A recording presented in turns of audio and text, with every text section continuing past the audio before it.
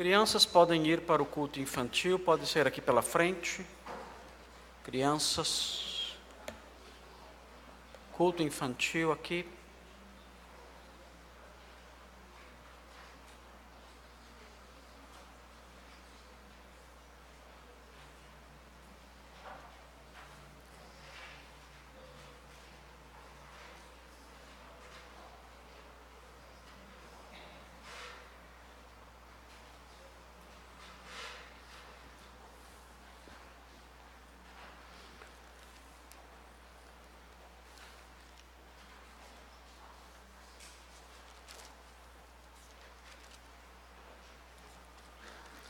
Irmãos, vamos continuar a nossa jornada pelo livro de Gênesis.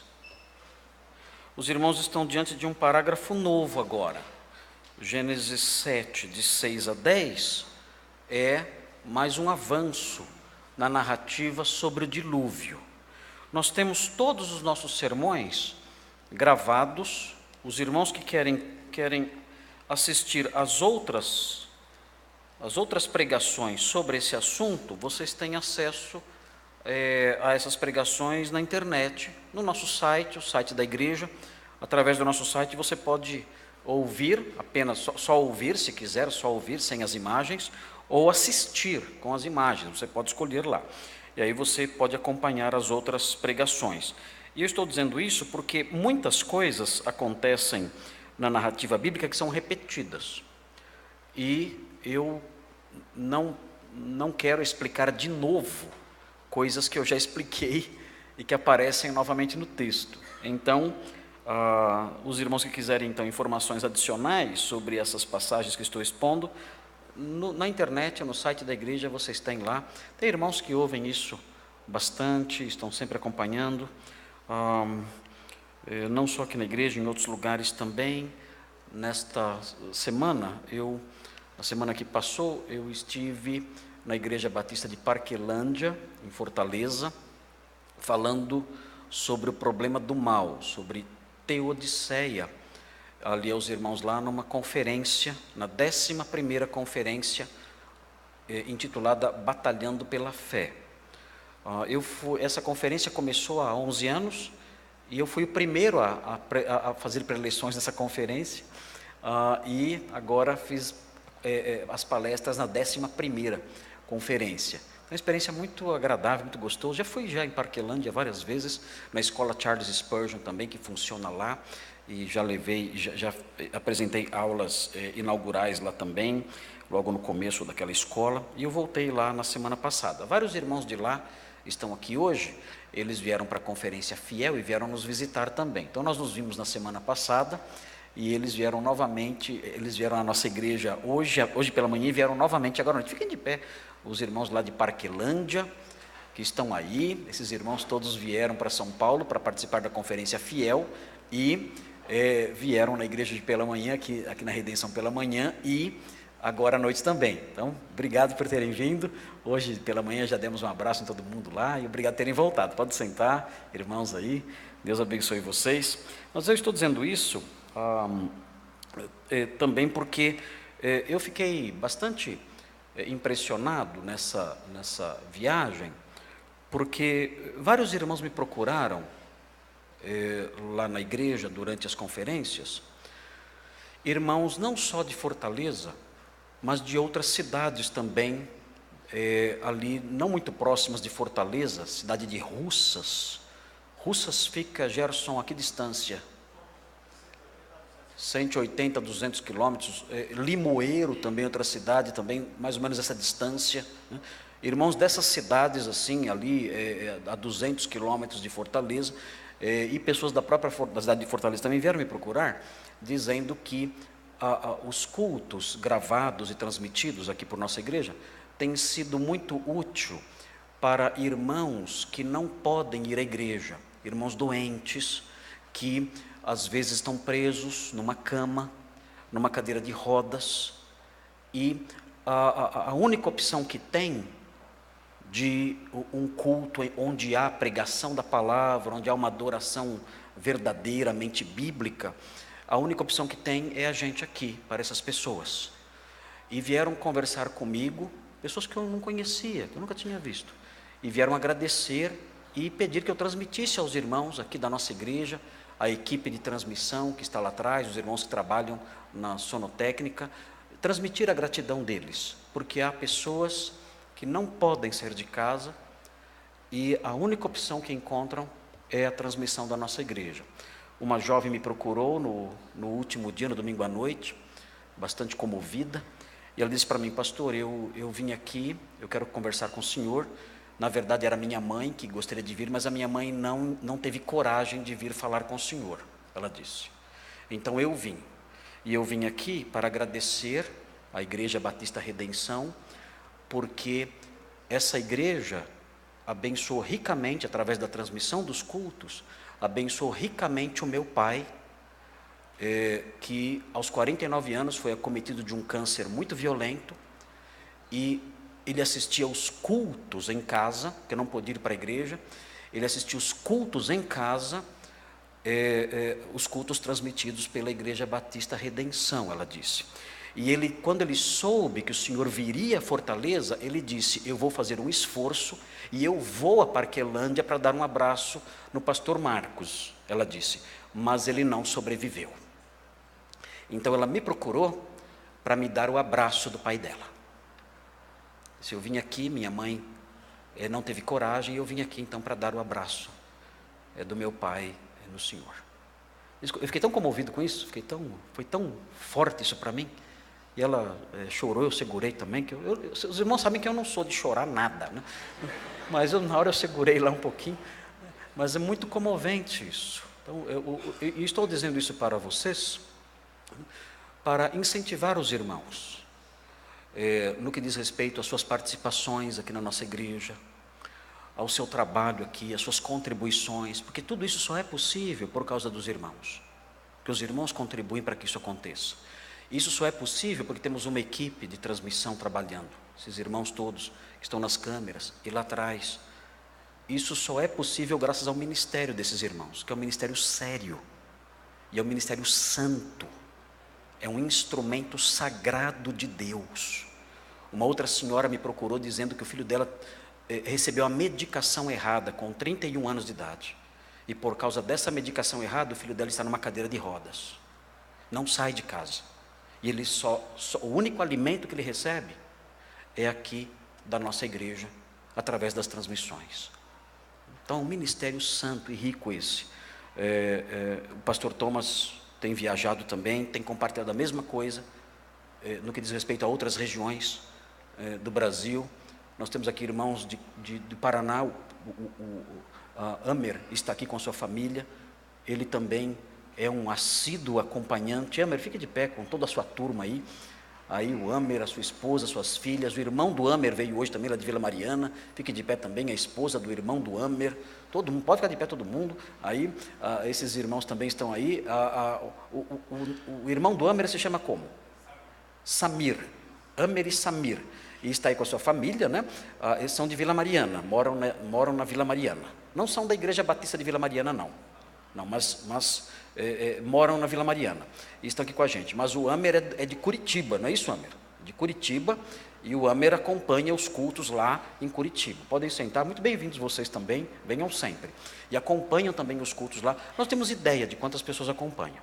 Então, estou dizendo isso para os irmãos para incentivá-los nesse aspecto, e também aqueles que não sabem, nós temos os cultos gravados, que são transmitidos, aproveite, você pode aprender bastante.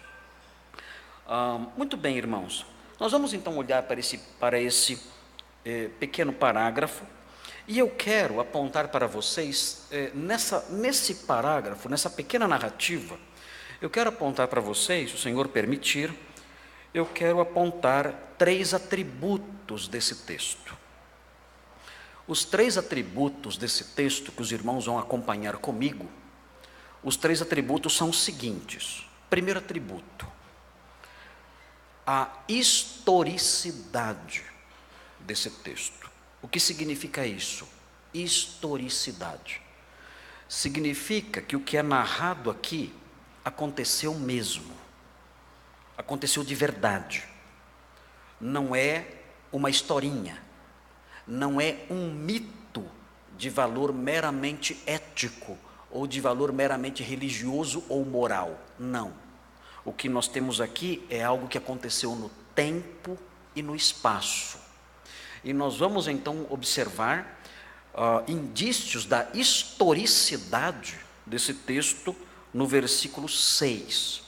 Então o versículo 6 vai realçar esse atributo da narrativa, a sua historicidade. Existe no ponto 2 um segundo atributo da narrativa. Esse é o esbocinho que eu estou passando para os irmãos. Nosso esbocinho sempre é dividido em 3 partes. Na maior parte das vezes eu divido o sermão em 3 partes, para os irmãos não cansarem. Se eu falar que o sermão tem 5 partes, eles vão falar, está na segunda ainda. Então, eu sempre divido em 3. Quando os irmãos estão começando a cansar, eu falo, agora é a terceira. Eles vão, só falta uma. Então, tem um efeito psicológico dividir em 3 partes. Ajuda bastante os irmãos a se manterem atentos. Então, esse sermão não é diferente. Ele tem 3 partes também. A primeira parte, fundamentada no versículo 6, é a historicidade. O segundo atributo dessa narrativa está nos versículos 7 a 9. E o segundo atributo dessa narrativa, que ela realça, é a palavra, pode ser resumido na palavra benignidade. Então nós temos a narrativa historicidade, nós temos a narrativa benignidade. Você encontra a benignidade nos versículos 7, 8 e 9. E por último, no versículo 10, você encontra o terceiro e último atributo dessa narrativa. E o terceiro e último atributo dessa narrativa é, e aí vem uma palavrinha que reflete esse atributo, é a palavrinha infelicidade. Infelicidade. Então, 3 palavrinhas só, que resumem o esboço desse parágrafo. A primeira palavra, historicidade. A segunda palavra, benignidade. E a terceira palavra, infelicidade. Então agora os irmãos vão me acompanhar enquanto eu for explicando cada um dos versículos. Os irmãos vão juntos comigo. Se não der tempo de eu explicar todo o parágrafo, nós continuamos na semana que vem. Os irmãos de Fortaleza voltam, pegam o avião, vêm aqui, que nós não vamos transmitir para Fortaleza semana que vem, né? Os irmãos lá de Curitiba também voltam e vêm aqui assistir o resto. Vila Mariana está pertinho, pode voltar para assistir, né?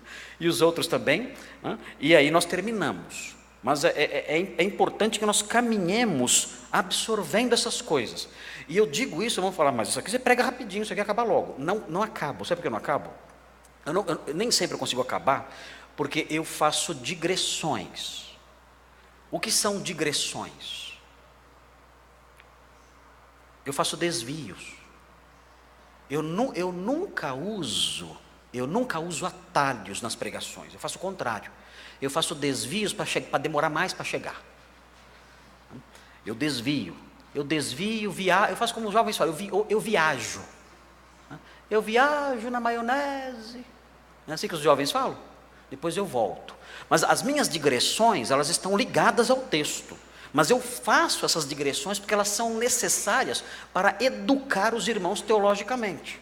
Então, quando eu vejo que é possível, que o texto me dá margem, que o texto me dá espaço para fazer uma digressão didática, uma digressão educativa, então eu faço a digressão.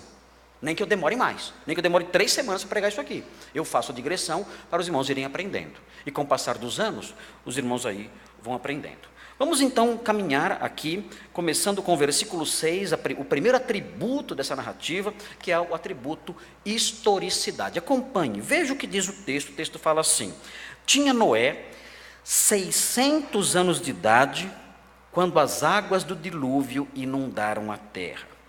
Onde nós vemos aqui a historicidade? Nós vemos um indício, uma marca, uma dica aqui presente, uma pista de historicidade no fato do autor bíblico se voltar para a contagem do tempo. o autor bíblico dá a data do evento. Isso não é próprio de mitos, isso não é próprio de historinhas da carochinha. Nós quando escutamos histórias da carochinha, quando nós escutamos fábulas, quando nós lemos fábulas, nós não temos isso, não temos elementos desse tipo. Nós não temos lá dizendo, olha, no dia 31 de junho, os recibos do Lula têm o dia 31 de junho. Né? No dia 31 de junho, Chapeuzinho Vermelho saiu de sua casa. Nós não temos isso.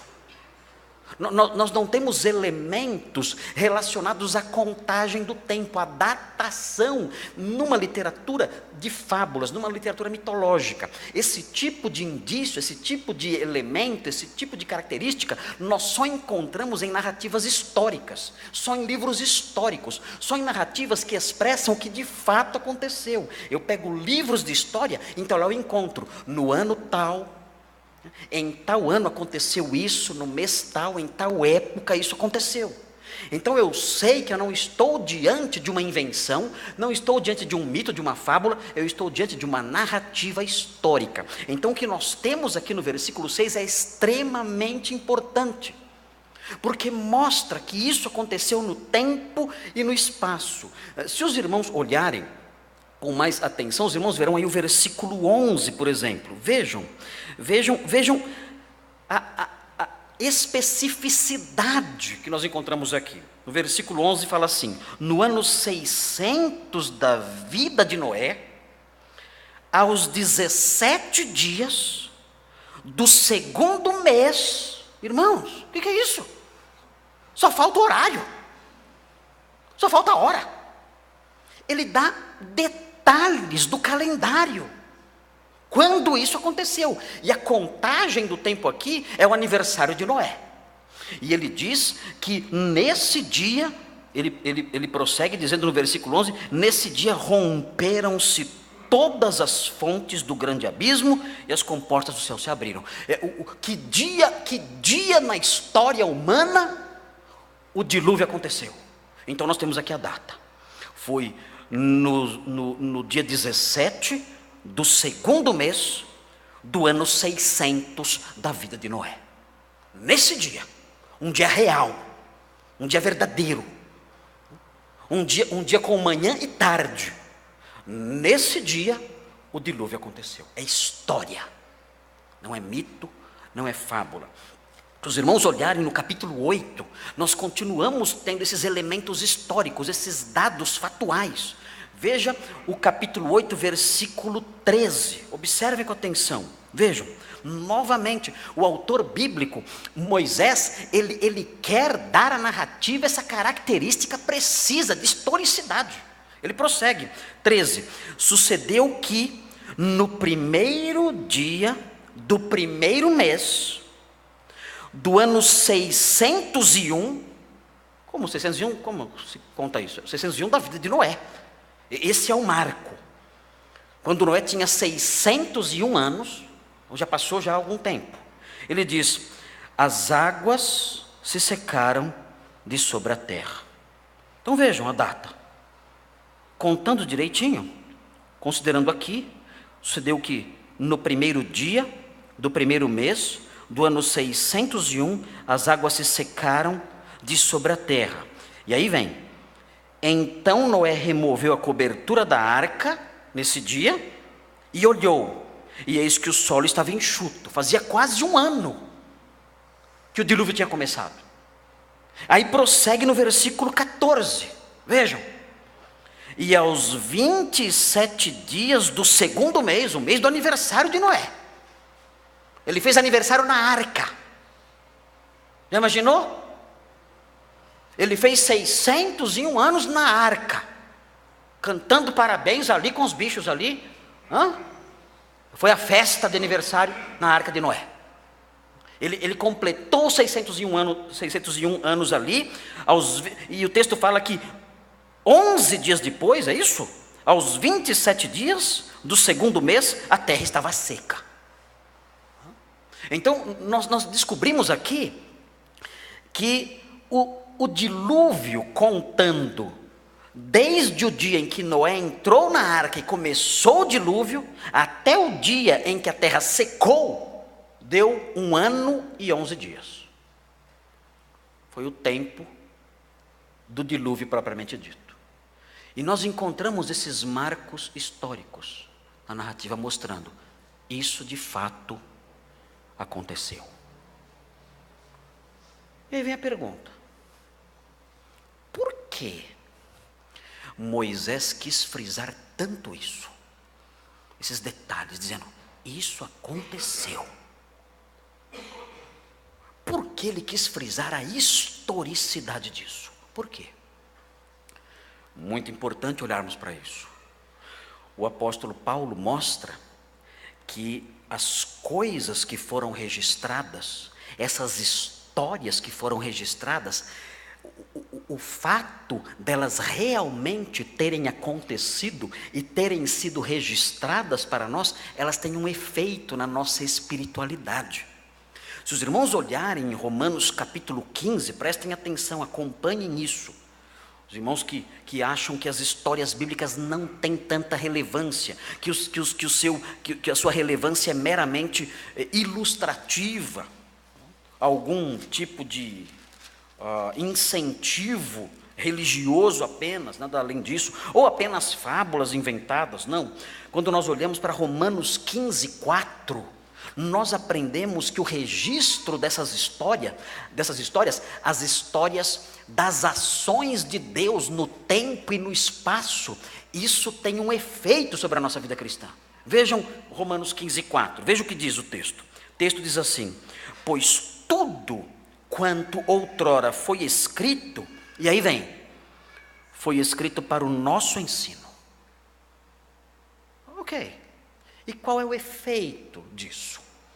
Eu aprendo então a história do dilúvio. Isso foi escrito. Essa história, esses fatos foram registrados como coisas reais e eu aprendo isso. E qual é a relevância disso? É só agregar conhecimento? É só um conhecimento meramente mental, cerebral? É somente isso? Não.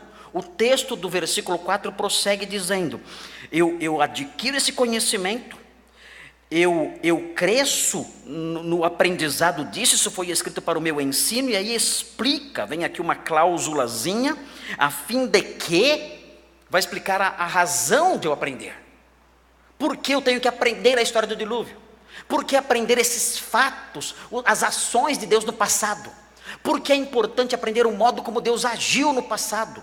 Como Ele interferiu no tempo, no espaço, naqueles dias? Por que isso é importante para nós? E aí o apóstolo Paulo prossegue dizendo, a fim de que, pela paciência, vejam, essas histórias nos ajudam a ser pacientes. Como assim? Na realidade, a palavra paciência não se encaixa muito bem aqui no que Paulo quer dizer. Aqui a palavra significa perseverança, a fim de que, pela perseverança, pela permanência, a palavra sugere a ideia de alguém que permanece de pé, haja o que houver. É uma virtude chamada no passado de fortaleza, que vocês estão aí, não vou esquecer mais, né? É uma virtude chamada fortaleza. É isso que significa aqui a paciência. É a pessoa que, haja o que houver, venha o que vier, ela permanece firme, ela persevera, ela é forte, ela não cai. O texto está dizendo que quando nós aprendemos essas histórias, isso faz com que nós cresçamos em fortaleza. E mais, a fim de que pela fortaleza e pela consolação, essa palavra significa, além de consolação, significa exortação, admoestação, estímulo, encorajamento, a fim de que com essas coisas, procedentes das Escrituras, tenhamos esperança. Por que então eu aprendo essas histórias? Porque é importante observar a historicidade do dilúvio e ver como Deus agiu. Como Deus fez no passado, quando a humanidade se corrompeu a tal ponto que não havia mais cura. Como Deus agiu. Nós aprendemos na história do dilúvio como ele interferiu no tempo, no espaço, naquele dia, naquela tarde, como ele fez. Então, aprendendo essas coisas, nós crescemos em perseverança. Eu vejo a história de Noé, eu aprendo, eu digo, eu tenho que ser como Noé, eu tenho que perseverar, eu tenho que ser forte no meio de uma geração corrompida, eu tenho que ser forte no meio de uma geração corrupta. E mais, além disso, eu recebo também dessas histórias consolação, admoestação. Pode ser que eu esteja me deixando levar pelos homens do meu tempo. Pode ser que eu esteja começando a abraçar os conceitos da sociedade presente. Pode ser que eu esteja começando a ver as coisas que estão acontecendo ao nosso redor, coisas horríveis. Temos visto coisas horríveis atualmente, na mídia, nos museus. Museus deveriam ser lugares de promoção da cultura, do conhecimento, do saber. E temos visto os museus se transformando em lugares de promoção da promiscuidade. Coisas horríveis acontecendo. E pode acontecer de eu começar a me deixar levar por esses pensamentos, achar essas coisas normais. Então vem essas histórias. E por meio dessas histórias nós somos admoestados. Nós somos exortados. Nós temos então a fortaleza e a admoestação que procedem da onde? Das Escrituras. Nós lemos histórias como essa e recebemos essas coisas. E então mantemos viva a nossa, diz o texto, a nossa esperança. Eu olho o mundo ao meu redor. Tudo está desabando. Eu penso que não temos mais para onde afundar. Já chegamos no fundo do poço. Então os maus começam a cavar para afundar mais. Não há fundo do poço. O abismo do pecado não tem fundo. Ele vai afundando, ele vai descendo mais e mais e mais. E eu olho para isso e me desespero. Eu digo, meu Deus, onde vamos parar? Mas então eu leio a história do dilúvio. A história de Noé. O modo como Deus trabalhou. E eu então encontro elementos para ficar forte. Encontro elementos para não me deixar levar. Eu sou admoestado. E eu então mantenho viva a minha esperança. Eu penso, o Senhor um dia vai interferir de novo na história humana.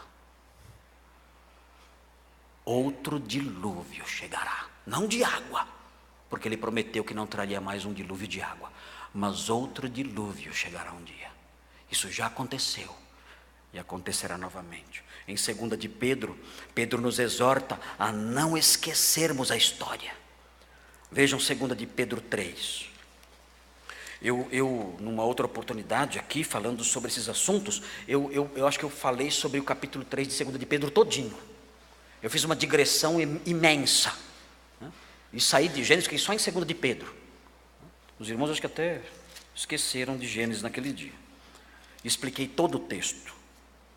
Mas eu quero apontar para vocês novamente essa passagem importante aqui, mostrando a historicidade, a importância da historicidade dessas coisas, e reconhecer a historicidade dessas coisas em 2 de Pedro 3. Veja aí, o pastor já leu isso aqui, não tem problema. O meu professor, eu tive um professor, o professor Carlos Oswaldo Cardoso Pinto, ele já faleceu, felizmente. Ele dizia uma frase para mim que eu nunca esqueci. Ele dizia assim, a repetitio mater sapientia est. Significa repetitio mater sapientia est. A repetição é a mãe da sabedoria. A repetição é a mãe do conhecimento. Então, se você quer que alguma coisa entre na cabeça da sua igreja, repita. Repita. Repita.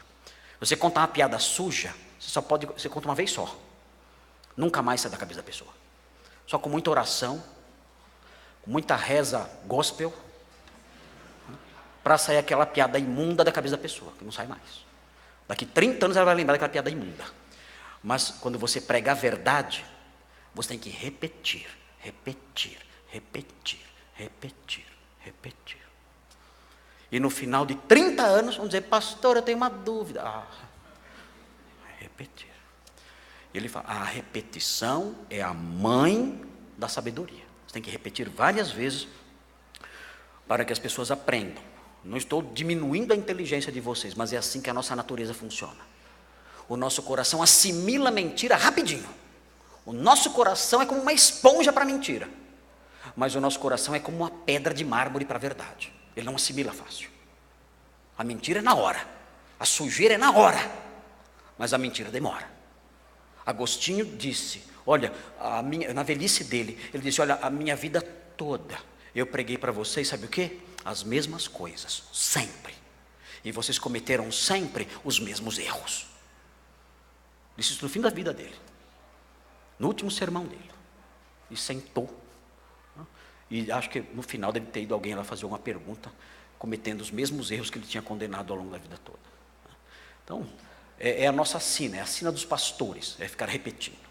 Então vejam, 2 de Pedro 3, de 1 a 7, diz assim: amados, esta é agora a segunda epístola que vos escrevo, em ambas procuro despertar com lembranças a vossa mente esclarecida. Estava ensinando? Não, estava recordando. Recordações. Eu esqueciam fácil. Para que vos recordeis das palavras que anteriormente foram ditas pelos santos profetas, bem como do mandamento do Senhor e Salvador ensinado pelos vossos apóstolos, tendo em conta, antes de tudo, que nos últimos dias virão escarnecedores com seus escárnios, andando segundo as próprias paixões, e dizendo: onde está a promessa da sua vinda? Nós já conhecemos essas pessoas. Esses escarnecedores que se aproximam de nós, seguindo as suas próprias paixões, são pessoas da nossa família, são pessoas com quem nós trabalhamos. Eles dizem exatamente isto: onde está a promessa da sua vinda? Porque desde que os pais dormiram, morreram, todas as coisas permanecem como desde o princípio da criação. Nada mudou. Não tenha essa história de Jesus vai voltar, juízo vindouro. Que tolice é essa? Isso nunca vai acontecer. Há quanto tempo estão esperando? Nossos tataravós aguardavam isso. Nada mudou. Abandone essa esperança boba, é o que dizem por aí. E aí o texto diz o seguinte no versículo 5: porque deliberadamente, propositalmente, esquecem que de longo tempo houve céus bem como terra, a qual surgiu da água e através da água pela palavra de Deus, pela qual veio a perecer o mundo daquele tempo afogado em água. Eles esquecem da história do dilúvio. Eles apagam da cabeça deles a história do dilúvio.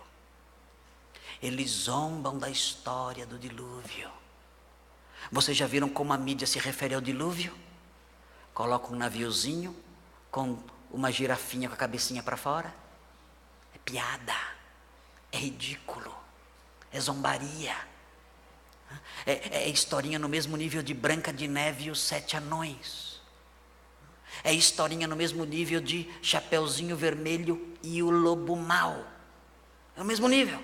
Está lá a arquinha, um barquinho e uma girafinha com a cabeça para fora. É assim que é pintada a situação. Piada, coisa de criança, tolices. Eles deliberadamente zombam da historicidade dessas coisas. Eles fazem isso. E o texto diz que eles fazem isso porque são escarnecedores. E o versículo 7 diz: ora, os céus que agora existem e a terra, pela mesma palavra que causou tudo aquilo lá atrás, têm sido entesourados para fogo, estando reservados para o dia do juízo e destruição dos homens ímpios. Pedro diz: nós temos que nos lembrar, pela história do dilúvio, que Deus destrói os homens ímpios. Não esqueçam essa lição, diz Pedro. Não esqueçam. Não esqueçam a lição do dilúvio. Não esqueçam. A lição do dilúvio é a seguinte: Deus destrói os homens ímpios. Chega o momento na história da humanidade que Deus intervém e destrói a humanidade por causa do pecado. Não esqueçam essa lição, não apaguem isso da sua memória, porque lembrando disso, nós viveremos vidas de temor, de trabalho, de serviço, de renovação da esperança, de não nos conformarmos com esse mundo podre. Nós vamos nos afastar destas coisas como? Simplesmente lembrando a história, reconhecendo, isso aconteceu, Deus age assim, Ele agirá assim mais uma vez, Ele não mudou. Essa é a importância da palavrinha, do atributo da narrativa, o atributo historicidade. Temos que guardar isso. Historicidade. O dilúvio aconteceu, de fato, e mostra como Deus trata um mundo corrompido e podre.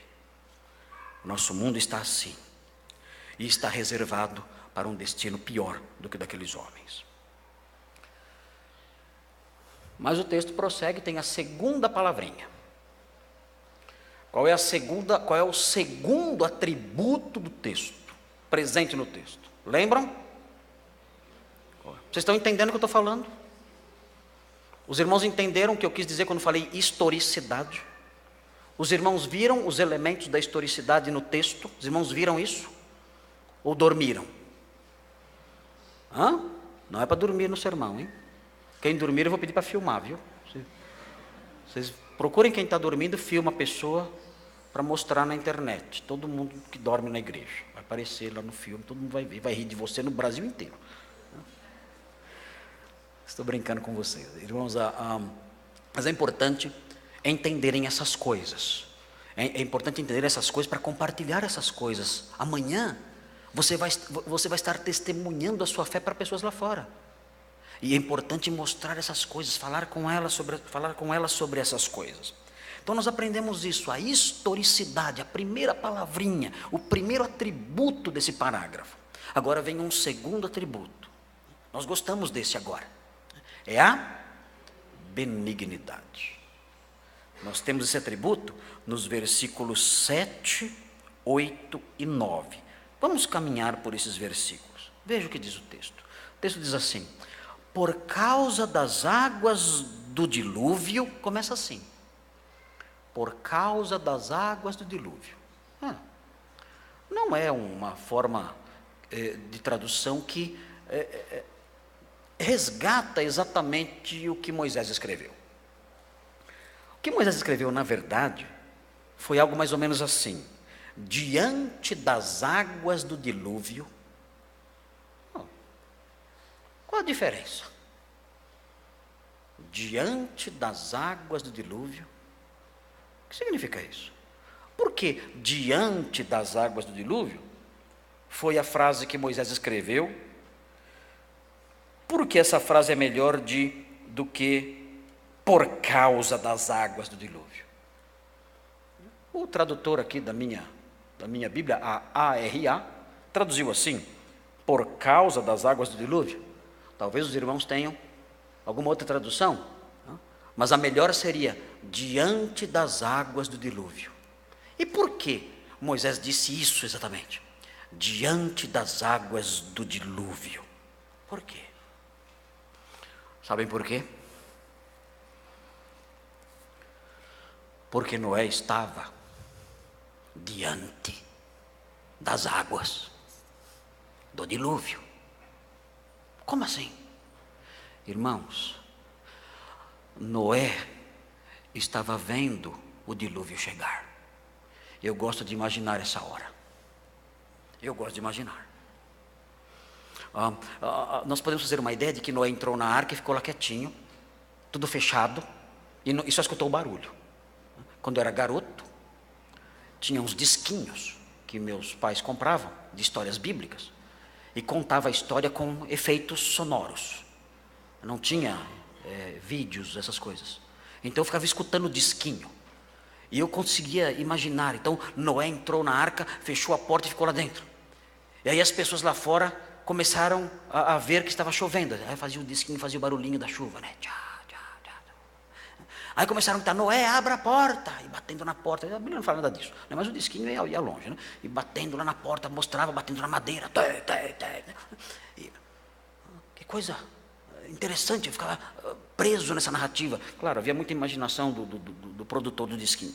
Na verdade, a narrativa mostra que Noé não ficou dentro da arca ali, durante um tempinho ali, com tudo fechado, esperando vários dias até o dilúvio chegar. Não, nós vamos ver aqui no texto, Noé entrou na arca no dia que choveu. No dia que choveu, Noé entrou na arca. Não ficou lá dentro esperando. Então o que acontece? Quando nós vemos a expressão diante das águas do dilúvio, tudo indica que Noé viu a chuva chegando. Eu gosto de imaginar isso. Eu gosto de imaginar Noé olhando para o horizonte e sentindo um vento mais forte no rosto, e seu cabelo branco esvoaçando um pouco.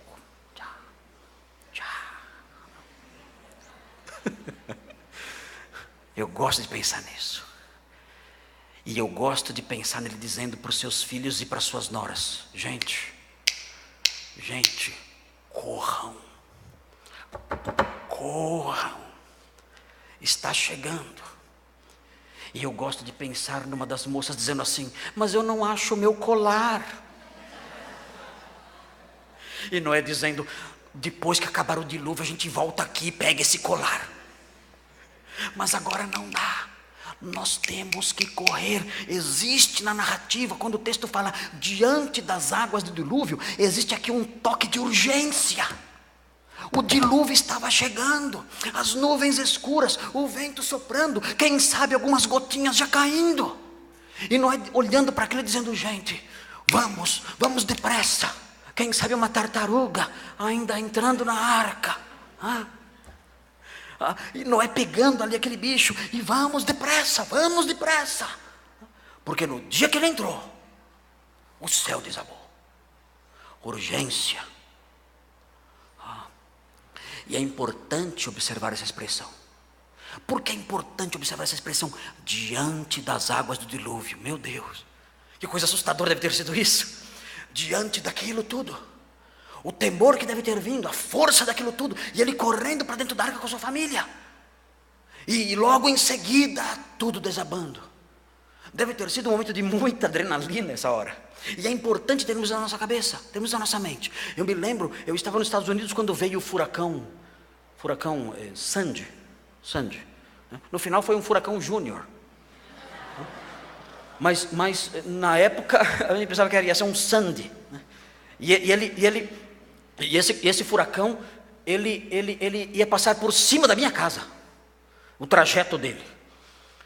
Então nós oramos aqui, os irmãos aqui no Brasil oraram, e a minha sogra orou ardentemente, porque a filha não orou por mim, orou pela filha dela e pelas netas, né?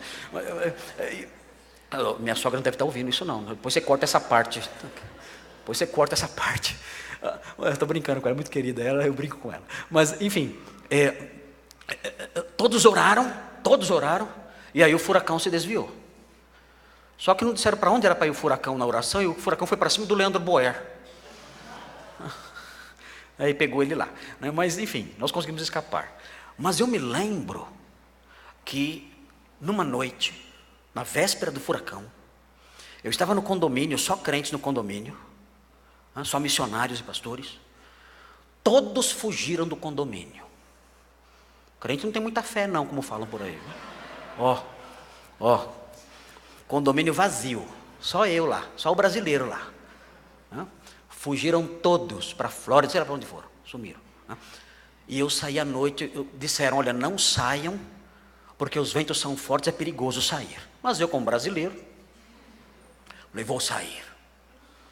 Quero olhar esse furacão. Eu quero ver se eu sou Granconato. Eu não tenho medo de nada. Vou sair lá fora. E saí lá fora de noite. E fui andando, sozinho. Encontrei o líder do condomínio ali. Ele disse: você está fazendo aqui fora? Eu falei: estou olhando aqui a situação. Ele falou: mas vai para sua casa. Eu estou supervisionando aqui, mas você tem que ir para sua casa. Eu falei: não, eu quero dar uma olhadinha em tudo antes aqui também. Tá bom. Eu continuei andando sozinho, tudo apagado, tudo escuro. Meus irmãos, eu vou falar uma coisa para vocês. Quando eu dei a volta no condomínio, estava chegando em casa, começou uma ventania. Eu não sei descrever aquilo. Eu não sei descrever aquilo. A impressão que eu tinha era uma ventania celeste. Era um vento que vinha pelas copas das árvores, aos turbilhões, e fazendo um som tão gigantesco, e tão assustador, e tão aterrador, que, irmãos, eu fiquei paralisado. Eu não consegui me mexer. Eu fiquei paralisado, olhei, falei: o que eu faço agora?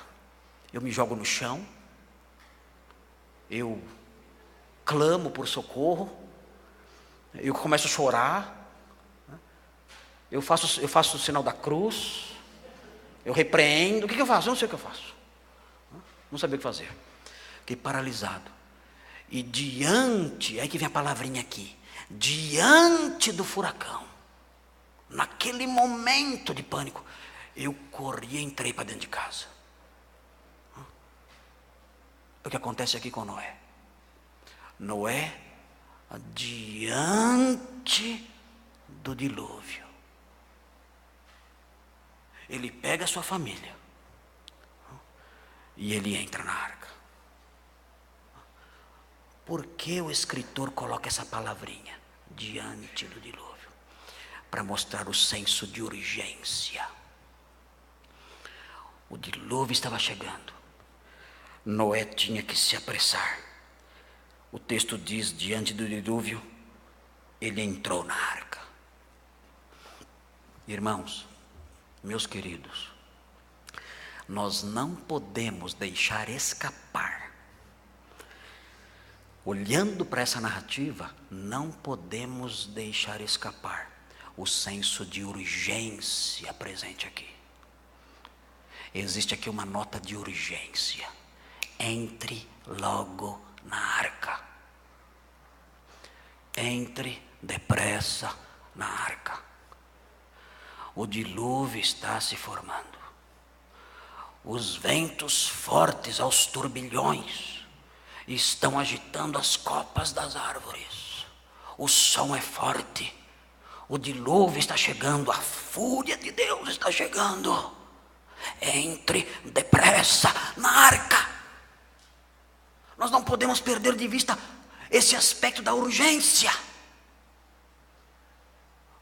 Se você não é um crente, você deve saber disso. Existe uma arca feita de madeira. Essa arca é a cruz. Se você não correr para essa arca e dizer: Senhor, salva-me, Senhor, recebe-me, Senhor, perdoa-me, o dilúvio da ira de Deus cairá sobre você. Isso é algo para breve. É necessário que você entenda a urgência disso. Corra para a cruz. Você que está me ouvindo aqui neste salão, você que está me ouvindo na sua casa, você que está me ouvindo em outros lugares, corra para a cruz diante do dilúvio que está se formando. Você consegue ouvir o vento? Você consegue sentir a força da ira de Deus que está se formando contra esse mundo perverso, que não cansa de se afundar mais e mais na lama? A ira de Deus está se levantando e recairá sobre você, cairá sobre você. É necessário que você entenda a urgência disso. Hoje, jovenzinhos que estão aqui, meninos, meninas, moços, moças, casais, homens, mulheres, velhos, senhoras, corram para a arca de Deus, a cruz, e recebam ali proteção, porque o dilúvio da sua ira está se formando. Irmãos, há poucos profetas anunciando isso. Poucos profetas anunciam isso. E esses poucos profetas não estão sendo ouvidos. Ouça isso. Dobre-se diante da urgência do socorro. O texto prossegue, o texto diz na sequência: por causa das águas do dilúvio, entrou Noé na arca, ele com seus filhos, sua mulher e as mulheres de seus filhos. Todos correram para a arca. O texto prossegue, há uma repetição do capítulo 6, versículos 18 a 20. Na sequência, nós encontramos essa repetição. É quase que uma repetição do capítulo 6, versículos 18 a 20. O texto fala dos animais limpos e dos animais imundos, falando dos animais que entraram para a arca, porque ele enfatiza os animais limpos e os animais imundos, porque ele está sinalizando aqui que a adoração iria continuar depois do juízo. E é bonito pensar isso. Lembrem-se, depois do juízo, a adoração a Deus continua. Os animais limpos e impuros, eles eram separados para o culto a Deus. Aqui nós temos um indício de que a adoração a Deus continuaria. Nós aprendemos também na palavra de Deus que depois do juízo derramado sobre este mundo, que virá em breve, depois do juízo que destruirá esse mundo e que virá em breve, a adoração vai continuar. Sempre depois do juízo, a adoração continua. Vejam Apocalipse 1, versículos 5 e 6. Não se preocupem com o horário, não. Se não der tempo, eu não termino hoje. Não tem problema. Terminamos a semana que vem. Importante é os irmãos aprenderem. Vocês estão comigo? Estão me acompanhando? Estão atentos? Fiquem atentos. Não se distraiam. Vocês têm que me ouvir. Vejam, Apocalipse 1, 5 e 6. Vejam aqui a adoração depois, marcada aqui para a eternidade, ou marcada pelo fato dela ser eterna. Diz assim Apocalipse 1, 5 e 6. O texto fala assim: da parte de Jesus Cristo, a fiel testemunha, o primogênito dos mortos e o soberano dos reis da terra. É uma descrição de Jesus. Aquele que nos ama é Cristo, e pelo seu sangue nos libertou dos nossos pecados. É Cristo, Ele nos libertou dos nossos pecados. Nós somos crentes. Se você não foi liberto dos seus pecados, você não o conhece, porque é Ele quem nos libertou dos nossos pecados. E continua o texto: e nos constituiu reino. Ele nos elevou a essa categoria, nós somos reis, sacerdotes para o seu Deus e Pai. Ele nos transformou nisso. Ele mudou o nosso status, nós somos reis e sacerdotes. E o texto diz: a Ele a glória e o domínio. Por quanto tempo? O texto diz: pelos séculos dos séculos. Amém. Virá o juízo, mas Ele será adorado pelos séculos dos séculos. Diz o capítulo 5. O capítulo 5 no versículo 13, muito conhecido. Esse versículo diz assim, Apocalipse 5, 13. Então ouvi que toda criatura que há no céu e sobre a terra, é um exército terreno e angélico, debaixo da terra e sobre o mar, e tudo que neles há, estava dizendo. E aí vem o cântico: aquele que está sentado no trono e ao Cordeiro, seja o louvor, e a honra, e a glória, e o domínio, pelos séculos dos séculos. Nós vamos adorar a Deus por toda a eternidade. Noé levou os animais puros e os impuros, realçando o fato de que haveria adoração depois do juízo. E nós aprendemos aqui que depois do juízo de Deus sobre este mundo, haverá uma adoração pelos séculos dos séculos. Nós temos que aprender a adorar a Deus agora, porque nós faremos isso por toda a eternidade. Irineu de Leão, ele ensinava uma expressão chamada pedagogia divina. Sabe o que é a pedagogia divina? Dizia o seguinte: o nosso tempo aqui, neste mundo como crentes, é uma escola para aprendermos como viver com Deus. Sabiam disso?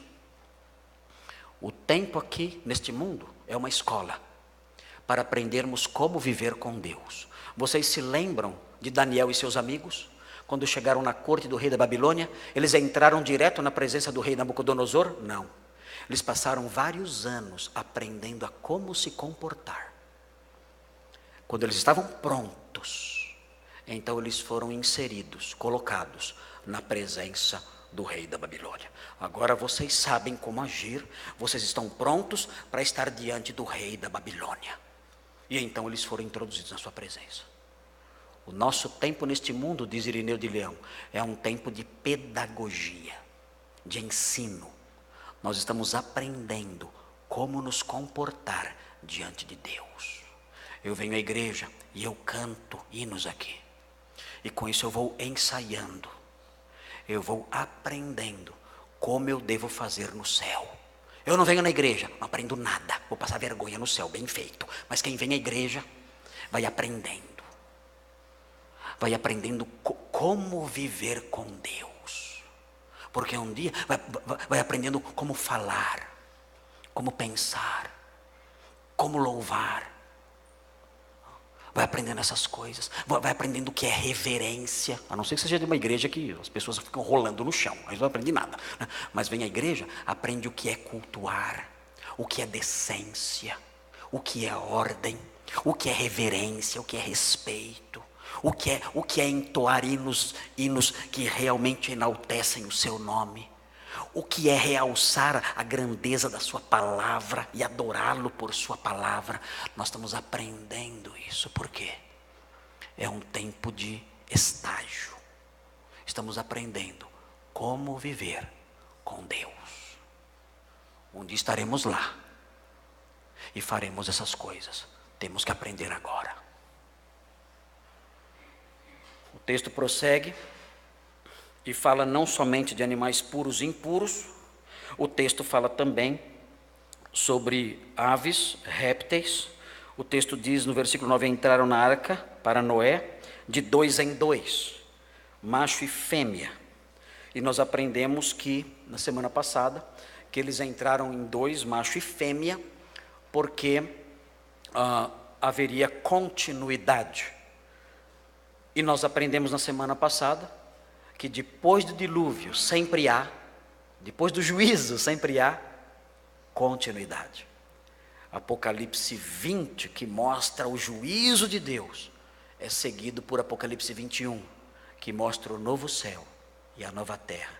Há continuidade depois do juízo. O versículo 9 diz: entraram para Noé. O que significa isso? Entraram para Noé. Se os irmãos olharem no versículo 15, os irmãos verão aí, o texto diz: de toda a carne em que havia fôlego da vida, entraram de 2 em 2 para Noé na arca. É repetida a expressão aqui. Entraram para Noé. Vejam o capítulo 6, versículo 20, que mostra o que isso significa. 6:20. Das aves, segundo as suas espécies, do gado, segundo as suas espécies, de todo o réptil da terra, segundo as suas espécies, 2 de cada espécie, e aí diz o texto, virão a ti. O que significa entraram para Noé? Significa que foram até Noé voluntariamente. Deus soberanamente dirigiu os animais, 2 em 2, e eles foram voluntariamente até Noé. É importante destacar isso, porque nós percebemos no versículo 19, que isso, no capítulo 6, versículo 19, que isso não anulou a participação de Noé. Vejam o 6:19. Os animais vieram, Deus iria trazê-los, mas vejam o que diz o 6:19. O texto diz assim: de tudo que vive, de toda a carne, 2 de cada espécie, macho e fêmea, vejam a sequência, farás entrar na arca. Afinal de contas, eles entrariam voluntariamente? Ou Noé faria eles entrarem na arca? O que nós percebemos aqui é que as duas coisas andam juntas. Deus soberanamente trouxe os animais, e Noé fez esses animais entrarem na arca. Eu fico imaginando o modo como Noé teve trabalho nesse tempo. Os animais chegando, ele não ficou sentado, vendo Deus fazer tudo. Ele não ficou sentado olhando, cada animalzinho entrando na sua jaula e ficando quietinho ali. Não, os animais foram chegando, eu fico pensando em Noé administrando tudo. O texto fala que demorou mais 7 dias para que o dilúvio viesse sobre a terra. Noé devia estar numa atividade constante, colocando o cachorro numa jaula, não muito perto do gato, senão não haveria mais gatos hoje em dia. Então, ele administrando a situação toda lá. Olha, os animais estão entrando, vamos direcioná-los para cá, vamos direcioná-los para lá. Noé trabalhando, Deus soberano sim, Deus soberano fazendo o principal, mas isso não anulando a ação de Noé fazendo-os entrar na arca também, Deus trabalhando, Deus dirigindo, Deus guiando aqueles animais, mas ao mesmo tempo Noé também trabalhando, Noé também dirigindo, Noé também se esforçando para que tudo saísse de modo organizado, de modo correto. E é notável isso, quando nós vemos o versículo 19, Noé fazendo entrar na arca, e vemos o versículo 20, Deus fazendo com que eles fossem até Noé. Nós vemos aí a soberania e a ação de Deus conjugada com a responsabilidade, o dever do homem no seu trabalho. Nós encontramos isso. Nós vemos isso também no Novo Testamento. Nós aprendemos em Filipenses 2, por exemplo. Veja o que diz Filipenses 2. Filipenses 2 parece mostrar um contraste estranho, mas na realidade o que nós temos aqui é um princípio importante. Veja o que diz o versículo 12, os versículos 12 e 13. Vejam primeiro o versículo 13. Vejam que estranho isso. Filipenses 2,13 é muito estranho isso. Veja o que diz. Diz assim: porque é Deus quem efetua em vós tanto querer como realizar segundo a sua boa vontade. O que esse versículo está dizendo? Esse versículo está dizendo que tudo é feito por Deus. Tudo. Deus é quem realiza em nós tanto querer. Ele atua na minha vontade para que eu queira, e não somente isso, Ele também opera em mim o realizar. Eu não faço nada, Ele faz tudo. Versículo 13 diz isso. Deus é quem efetua em vós tanto querer como realizar. Ele traz os animais para dentro da arca, não precisa fazer nada, basta sentar e olhar, e os animais vão entrando tranquilos. Eu não tenho que fazer nada. Aqui, esse texto parece mostrar isso. Eu não tenho que me preocupar com nada na minha santificação, na minha vida de crescimento, nada. Porque Ele realiza em mim o querer e o realizar. Ele faz tudo. É só eu deitar eternamente em berço esplêndido e esperar. Muito bom, gostei dessa parte do versículo. Não tenho que ir à igreja, não tenho que ler a Bíblia. Se eu não for à igreja é porque eu não quero. Se eu não quero, é Ele que me faz querer. Se eu não fui, eu não quis. Não quis porque Ele não fez eu querer. A culpa é dele, não é minha. Gostei do versículo. O versículo tira de mim toda a responsabilidade. Noé poderia sentar ali na sua cadeira e olhar os animais chegando. É Deus quem faz o animal entrar. Ele cuida de tudo. Mas surpreendentemente, nós vemos em 6,19, você fará os animais entrarem. Noé participa. E aí nós vemos no versículo 12, algo estranho, que não se harmoniza com o 13. Filipenses 2,12 não se harmoniza com o 13. Filipenses 2,12 diz: assim, pois, amados meus, como sempre obedecestes, não só na minha presença, porém muito mais agora na minha ausência, desenvolvei a vossa salvação com temor e tremor. Você, faça isso. Desenvolva, faça a sua salvação frutificar. Você deve fazer isso. E aí vem o 13 dizendo, Deus realiza o querer e o efetuar. E aí vem o 14, fazei tudo sem murmurações e contendas. Volta a colocar a responsabilidade em nós.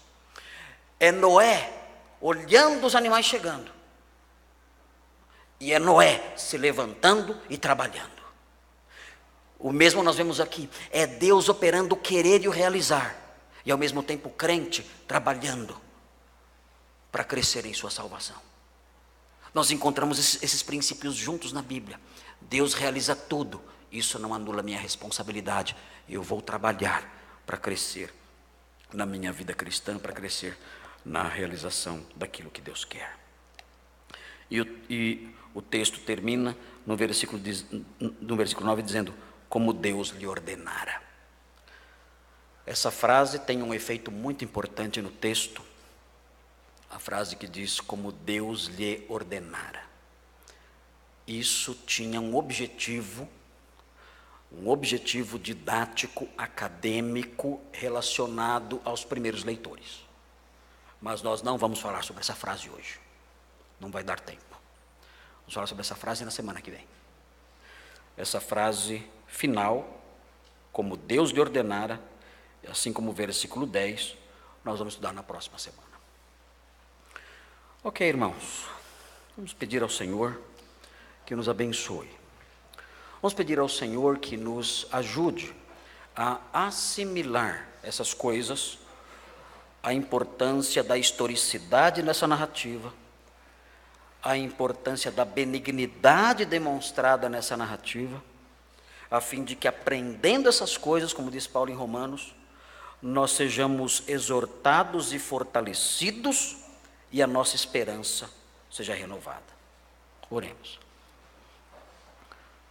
Senhor Deus, obrigado por esse pequeno parágrafo, abençoa a nossa vida, para que diante dessas características, desses atributos desse parágrafo, a sua historicidade, a benignidade do Senhor demonstrada aqui, a infelicidade descrita aqui, conforme estudaremos na próxima semana, que essas coisas todas, como diz Paulo em Romanos 15, que essas coisas todas nos sirvam para ensinar, para que por meio delas, ó Deus, num mundo semelhante ao mundo dos dias de Noé, nós tenhamos forças, perseverança, para que num mundo semelhante ao dos dias de Noé, nós aprendamos a encontrar consolo e exortação nessas histórias. E dessa forma, a nossa esperança seja renovada. Concede-nos essas coisas e que assim a sua palavra realize a sua obra em nós. Nós pedimos isso em nome de Jesus. Amém.